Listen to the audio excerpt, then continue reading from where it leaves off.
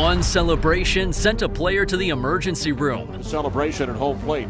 Well, we're talking about the celebration, and everybody's excited, and it looks like that left leg just kind of buckled. Another was so bad, it caused one of the biggest brawls in MLB history. The bench is empty in that. These are band celebrations in the MLB. But first, let's start with a band that left a bitter taste in the mouths of a team after they ate something sweet. The Baltimore Orioles had a unique way of celebrating their victories. Back in mid-September 2014, when they won the American League East Championship, they weren't popping champagne to mark the special occasion. Oh no. Orioles are champions of the AL East.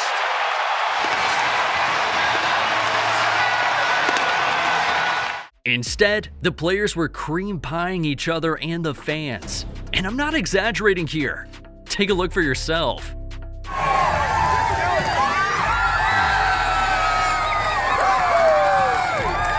Adam Jones was walking around with dessert and chucking it in the faces of people like it was a commercial or a freaking movie. Everyone had a good laugh. But what started as a joke with shaving cream and pie tins slowly turned into a tradition for the team. However, players soon started complaining about the burns in their eyes that the shaving cream caused. So, a local baking company called Dangerously Delicious Pies took it upon themselves to supply real pies and keep the celebration ritual alive. Adam Jones would always be lurking around after the game, waiting for the star of the game to get interviewed before bombing their face with pastry and jam. The Orioles sure did bring a whole new meaning to the phrase "sweet victory." But all good things must come to an end, even victory celebrations with confectionaries. Because in 2016, the Orioles banned their players from celebrating this way. And their excuse was that it wasn't safe. I don't know what part of pie to the face spells harm and danger, but the Orioles were doing too much with that one. Adam Jones was the messenger who brought the bad news to the fans, and it hurt him more than anybody that the pie celebrations were no more.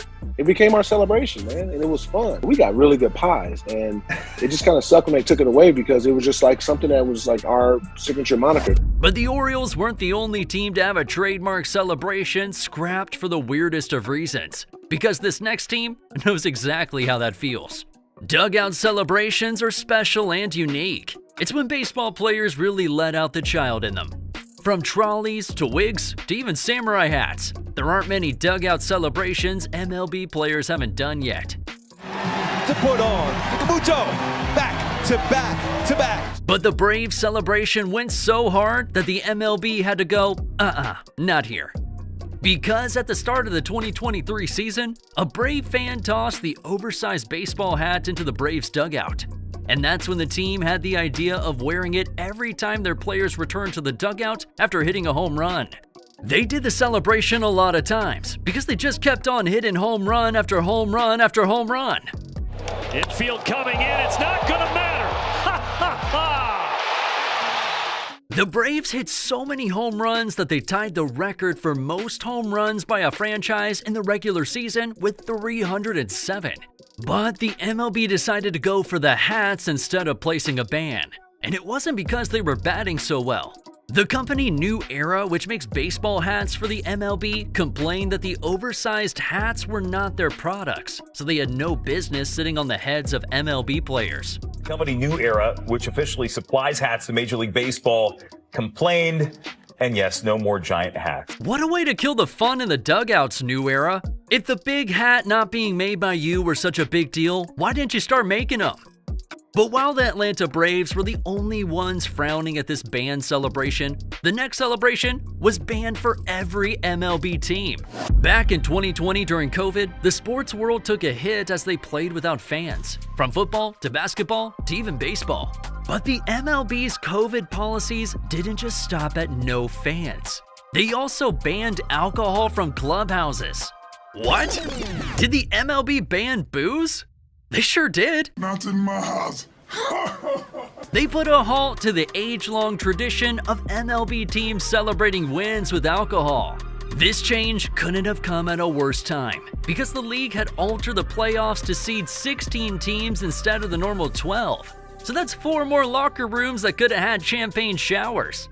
This was a real party pooper move by the MLB, but 2020 was a very dire time for the world generally, so these measures were necessary.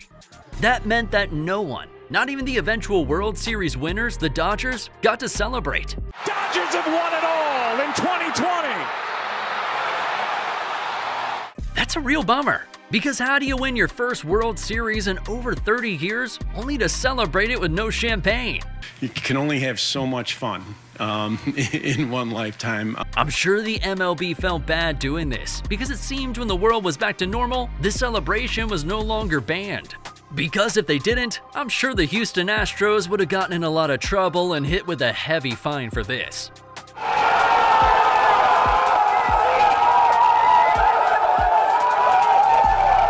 But that's not even as crazy as these types of celebrations, which got banned in a way you would least expect. Players have an unwritten code of conduct that they follow, and one thing players know better than to do is hurl their bats in the air when they hit a home run. That's right, players aren't supposed to rub it into the opposition's face when they hit a homer. Seeing your team concede a home run is bad enough, but that hasn't necessarily stopped players from showboating, even though it's not a bad toss. However, cynical actions have diabolical consequences. Just ask Carlos Gomez, who hit a homer and was catcalling Brave fielders on his way around the bases. And he hits that one high and deep left center field, way back and gone. Back in 2013, when Gomez hit a home run at the top of the first inning off of Paul Mahomes' pitch, he decided to stare him down and bask in the moment. Braves catcher Brian McCann wasn't having any of it and decided to let Gomez have it. And McCann getting face-to-face with Gomez. He has not stepped on the plate yet.